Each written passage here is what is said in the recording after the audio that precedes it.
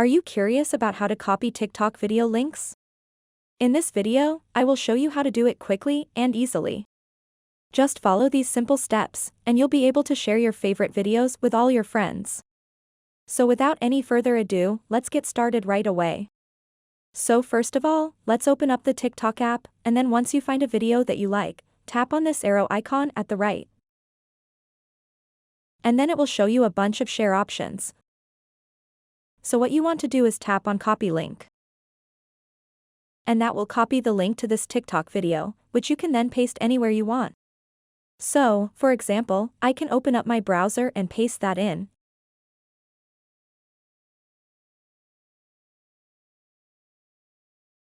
And, as you can see, it loads up that exact video. So that's how you can copy a TikTok video link. If you have any questions about this whole process, please let me know in the comments below. And if you learned something new, please give this video a thumbs up and subscribe to this channel for more easy tutorial videos like this one. Thank you so much for watching, and have a good day.